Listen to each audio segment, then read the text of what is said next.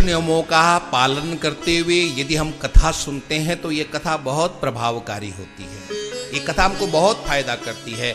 जिस निमित्त हम ये कथा सुन रहे हैं हमारा वो निमित्त पूरा होता है। आप चाहे संसार की किसी कामना को लेकर के यहां पर बैठे हों या भगवान को प्राप्त करने के लिए किसी कामना को लेकर, जो भी कामना लेकर के आप यहां पर बैठे हैं वो कामना आपकी पूरी होती है, लेकिन इन नियमों का पालन करेंगे तब। सबसे पहले है हमें क्रोध नहीं करना है। दूसरा है शौच परह। हम केवल यहां पर सफेद कपड़े पहन के नहीं आए, साफ कपड़े पहन करके नहीं आए, हमारा मन भी साफ होना चाहिए। मन की पवित्रता भी बहुत जरूरी है।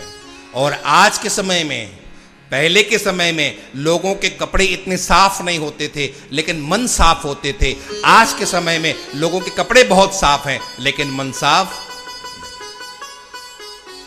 आज मन की बहुत गंदगी हो गई है। कपड़ों के तो गंदगी खत्म हो गई लेकिन मन की बहुत गंदगी है।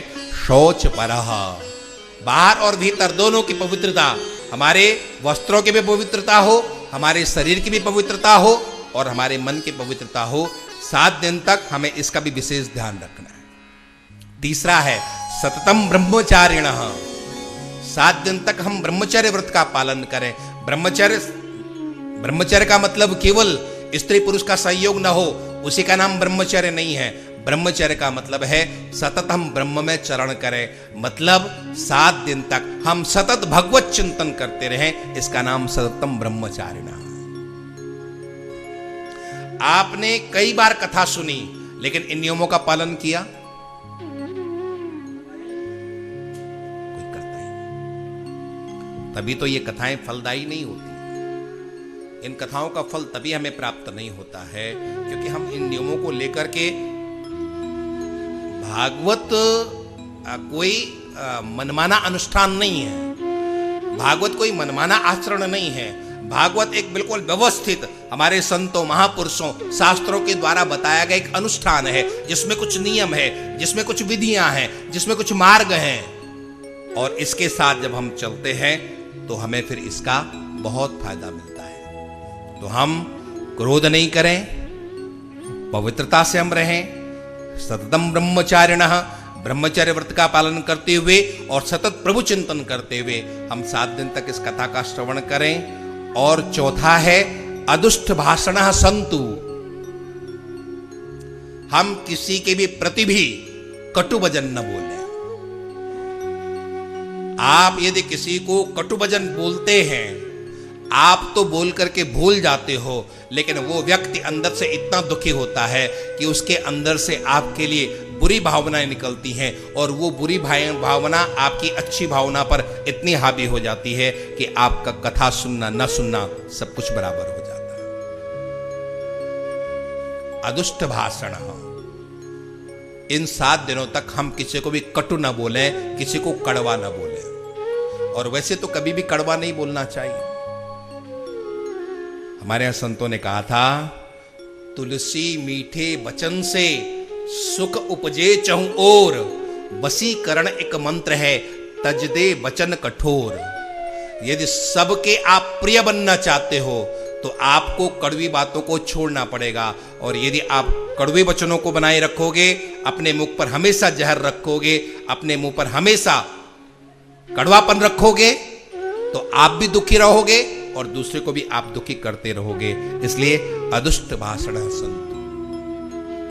हम किसी को भी कटु वचन बनने वाले न बोले, कटु वचन न बोले।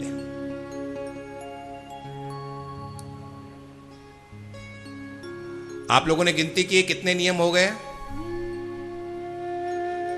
4। बहुत अच्छी बात, 4 नियम।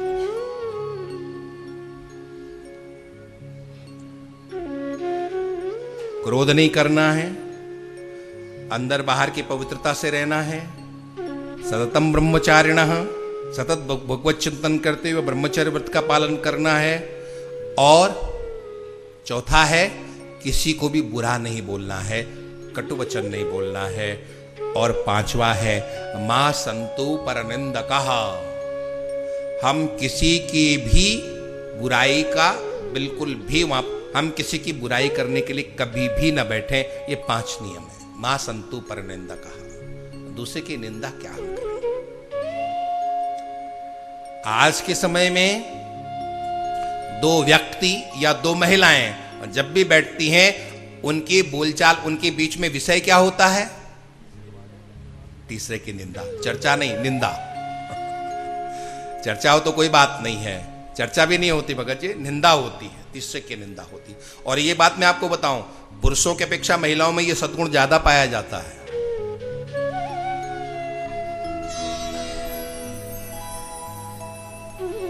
अपने लिए एक बार ताली तो बजा ही दो।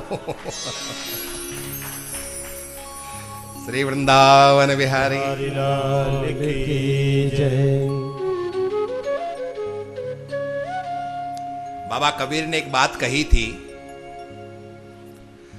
देख पराये दोष को चल चलत हसंत हसंत। 2 लोग जब आपस में मिलते हो तो तीसरे की चर्चा करते बड़े हंस के, देखो उसने ऐसा किया, देखो उसने ऐसा किया, देखो उसने ऐसा किया। बाबा कबीर कहते हैं, दोष पराये देख कर चलत हसंत हसंत, और अपनी ओर न देख ही जाको आदि न अंत। थोड़ी अपनी तरफ तो देखो, जिसका कोई आदि और अंत नहीं है। यहां दोष ही दोष भरा पड़ा है, अपनी तरफ कोई भी नहीं दिखता, हर व्यक्ति दूसरे की तरफ देखता है। स्वयं की तरफ देखो। दूसरे की तरफ देखने से आपका कोई भला होने वाला नहीं है, लेकिन यदि आप अपनी तरफ देखोगे तो आपके सुधरने की, आपके अच्छे होने की संभावना है। अदुष्ट भाषण संतु, हम दूसरे के दोष देखने वाले न बने, स्वयं के दोष देखने वाले बने।